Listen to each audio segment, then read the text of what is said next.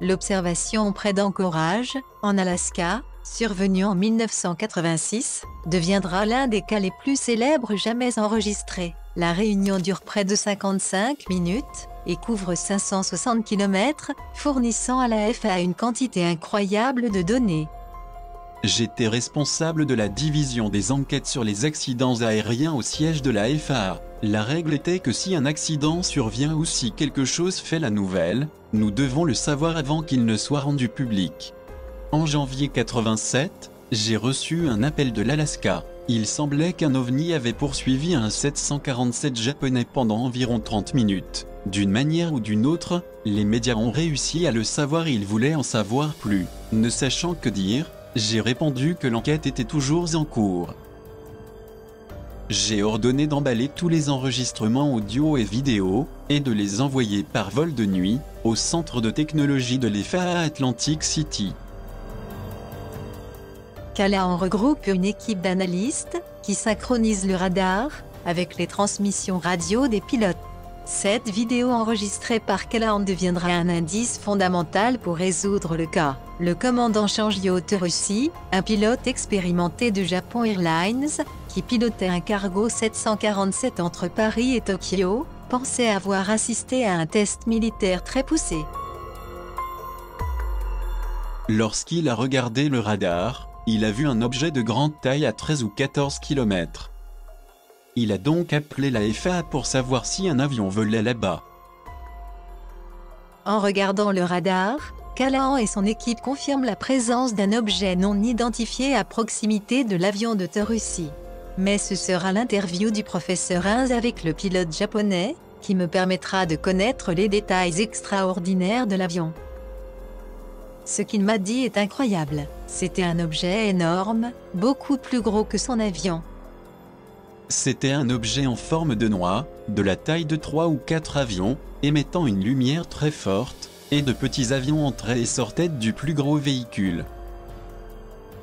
Lorsque le commandant Terussi s'est approché de Fairbanks, il a fait un virage à 360 degrés.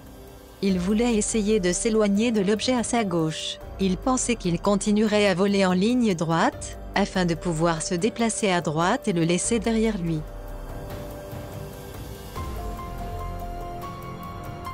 Tandis que Terussi effectuait un virage à 360 degrés, l'objet se déplaçait avec lui. C'est très intéressant car il a dû aller plus vite que l'avion pour le faire. Il devait être sous le contrôle d'un esprit intelligent pour pouvoir conserver une position aussi précise. Le pilote le voit, son copilote le voit, le contrôleur d'anchorage le suit au radar. Même un avion de ligne United Airlines, volant à proximité, a aperçu un objet inconnu. Et, plus important encore, la réunion dure près de 55 minutes, sur 560 km, fournissant à la FAA une quantité incroyable de données. Quand Callahan revient à Washington, il rencontre l'équipe de scientifiques de la Maison-Blanche pour examiner le matériel.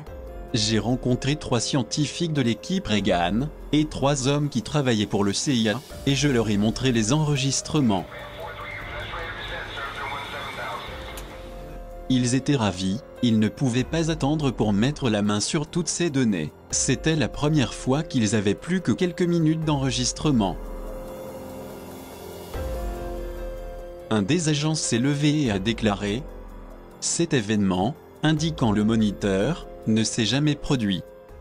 Nous n'avons jamais été ici. Nous prenons ce matériel, et vous jurez de garder le silence. » Je lui ai dit « Qu'est-ce que tu penses ?» Et lui « Un ovni. » 2 mois plus tard, la FAA a publié un rapport officiel. Ils ont dit qu'il s'agissait de lumière, d'un avion fantôme, d'un cercle dans les airs, et que cela ne s'était jamais produit. Le commandant Terussi raconte publiquement la réunion, mettant sa réputation en péril. Il s'est montré disponible pour remplir les formulaires et donner les détails. Les compagnies aériennes japonaises ont donc décidé que le commandant Terussi ne serait plus obligé de voler, et l'ont envoyé derrière un bureau.